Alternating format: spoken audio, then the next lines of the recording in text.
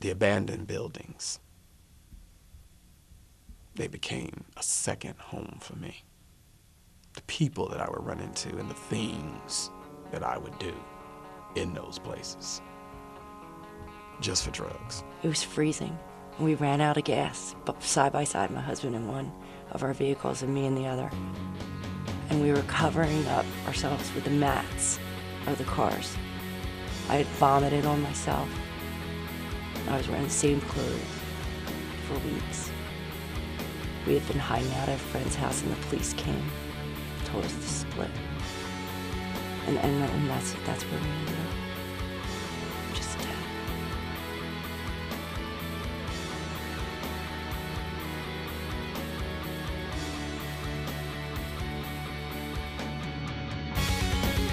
The prescription drugs had really started to take over.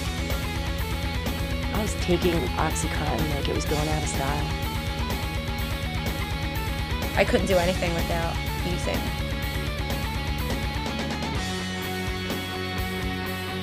It's not about getting high anymore, it's just about feeling normal, about avoiding sickness. I was a walking dead person. It's the end of the road, it's slavery. Your whole world, it's all you think about all day long and all night long. Your whole world revolves around the drug.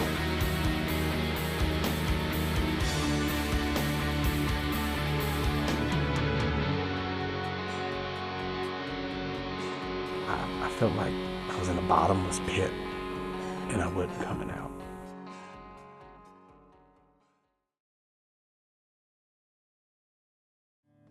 My childhood was really nice, and I grew up with a family of 6, and my mother and my father were educated. They taught us morals and values. We went to church, and that was pretty much it. My parents gave us a lot of love. I grew up in Peoria, Illinois, and I am the eldest of 6 children. I grew up in they had, I guess back then they called them the projects. So I grew up in the projects. I had a great childhood. I have 2 wonderful parents, a younger sister. I'm the oldest. I couldn't complain. I was very involved in sports. I have tons of friends. Was involved in a lot of different things. I couldn't ask for a better childhood. I'm a product of 2 addicts. My mother and my father both used. My dad was an alcoholic. My mother was a prescription pill user. So it was a pretty sad household. Growing up in a single parent home with a mother who taught me, right from wrong. Because my mother, she didn't use drugs and there was no smoking and drinking like constantly going on in my home around me. I was just that kind of kid that needed to prove something. And when I found drugs, it helped me. I could never really be satisfied in my own skin.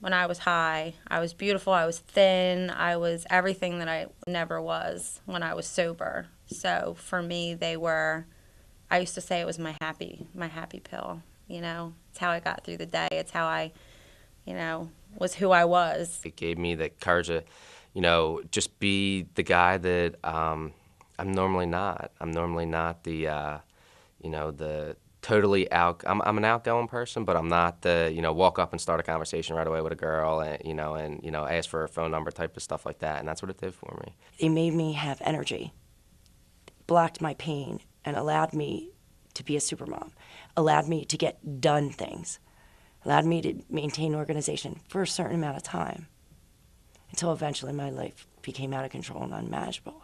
And I wasn't high, I was a hermit. I didn't want anyone to see me. I didn't want to be around anybody.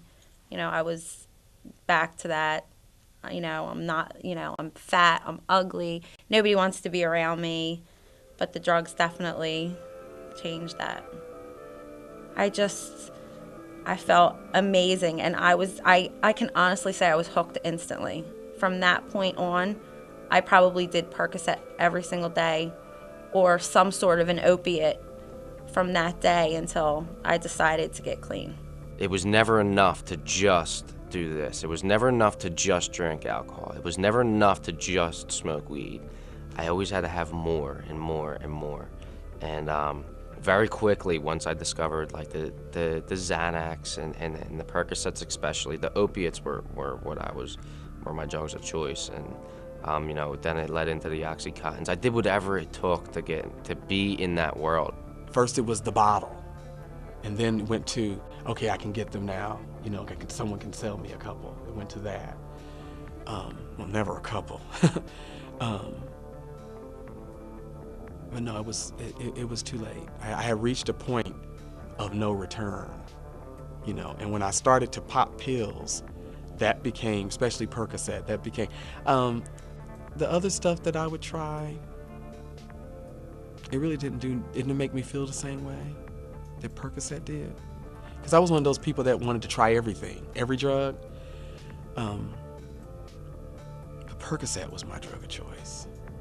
Let me tell you, it was very easy for me to con the doctor. You know, being able that I knew how to speak the King's English, and and I would use my being HIV. I would actually use my being HIV. Oh, you know, so it was quite easy, instead of them, you know, okay, well, why don't you come in for a doctor's visit? Why don't we check you out? Oh, it was quite easy for me to get on the phone, you know. And then when they caught on to the game, you know, by the time they catch on to the game, it's too late, because now you're off, you know, getting it from the dealer or what have you, who's also using the doctor. When I was in college, I played a lot of sports. I had a lot of pain, a lot of injuries. I also met who became my husband at the time in college. He was a swimmer and a jet skier down on Long Beach Island. And he taught me how to jet ski. All the time that I was jumping waves and acting like a maniac, I was pounding in my spine. So I had a condition like where I herniated all the lumbar regions of, you know, the lumbar region of all those discs. So I had spinal surgery. And that's when I was introduced to Oxycontin. I wouldn't go and get heroin. I would rather do the Oxycontins, because in my own head, I felt as though it wasn't as bad. You know, they give these to people for help, for pain, or doctors are able to write prescriptions, and you can go to a drugstore and get them. So I didn't think it was as bad as going to a corner in Camden and, you know, talking to the cop man and getting, you know, bags or, you know, heroin. I thought that I wasn't as bad as they were, yet in reality, I was probably 10 times worse. Every day was the same thing over and over again. Wake up, figure out how I'm going to get through the day, how I'm going to get high. Because I was, you know, I was a garbage can. I would just do whatever I had, as much as I had. I didn't care about the consequences.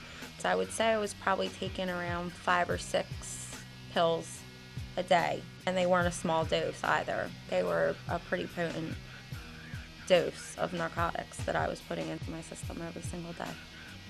So, and then I would take Xanax to go to sleep. So I was a mess. There was a point in active addiction where my husband, and I'll never forget it, he was doing everything, doing his job and taking care of me and taking care of my babies and taking care of my family and taking care of our home and driving me back and forth to the hospital. And he had hurt his neck, and he called my doctor, and he said, we had the same doctor for 10 years, and he said, look, I hurt my neck. And my doctor said, why don't you try one of Lisa's pain medications? If it works for you, I'll prescribe you some. And that's when, like, the madness began, because he got addicted to my painkillers, which made me not have them, which just instantly had our life spiral out of control.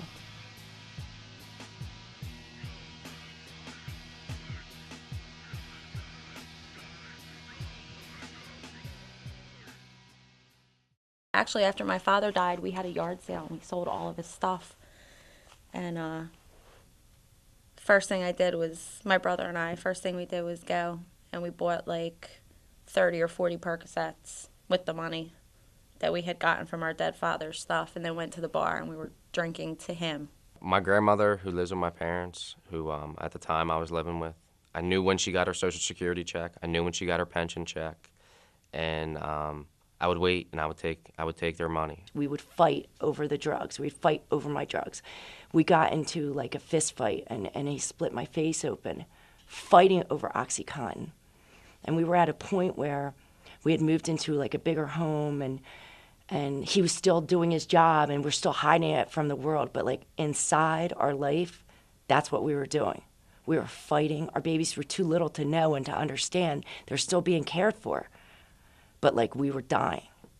I mean, and then just more and more different types of drugs like cocaine and crack. You know, like just whatever we could do to make ourselves feel better. And we had a lifetime of savings, stock, you know, money saved, investments, and we spent every dime on drugs. We took every ounce of money we owned all the way down to my daughter's piggy banks, and we spent it. We spent it on drugs. But at this time, I had done so much, and I'd done so much to where I felt so guilty about, and particularly with HIV. When you use drugs and you drink and you pop in pills, how often do you think you're really going to tell someone, you know, oh, by the way, I'm HIV? I couldn't do anything without using. I had, you know, towards the end of my addiction, it was at the point where I couldn't even get out of bed without having a drink, taking something just to be able to make my daughter's lunch or give her a bath or make her bed, or just, you know, I thought I was a great mother because I was doing everything that I had to do for my child, when in fact I was not a good mother. You know, I was using drugs to do what I was supposed to do. I had run out of the OxyContin that I was using, and I knew if I went to the hospital that the doctors would give me morphine. And this time when I got there, they gave me the morphine, you know, when I first got there and through the first night, and then they cut it. I thought my appendix had burst, or I thought that I had a terrible stomach flu. I was deathly ill in the hospital over Christmas, detoxing, begging these doctors to give me something. And while my family was home opening presents on Christmas, but that didn't matter to me. What mattered was getting the prescription drugs that I wanted. I wanted the morphine back, or I wanted them to give me OxyContin. I wanted them to give me Dilaudid. I felt like a terrible son that I had resorted to lying to doctors and nurses and my family and parents, all to be able to get high. And you know, Christmas is the time for family and giving, and here I am doing the most selfish thing possible. And I really believe that I hit my bottom when I could not. I remember having the key, literally, but I just didn't have the energy to put the key in the door because my mind said, take your ass back out there and do what you do best, use. And that's what I did. They were in their, they were so little, and they were like sitting on the couch, and I was in the kitchen. You should have seen our kitchen look like it should be on a in a magazine. Granite countertops and beautiful like cherry wood floors, and we would like be playing games and smoking crack and sniffing heroin and sniffing oxy. It just didn't matter. Playing cards, and my kids were in another room. They were acting nuts, and it was like I was like, oh, I wonder if like the smoke is bothering them, like the, you know, if they're high, you know. I would leave them in their cribs, and if they like were in their diapers, and leave them there, and I couldn't get up and take care of them. And they would have like it all. My daughter would eventually take off. My little one would take off her diaper, and like it would be loaded, and she would just spread it all over her, and then it would be hours before I went in to care for them.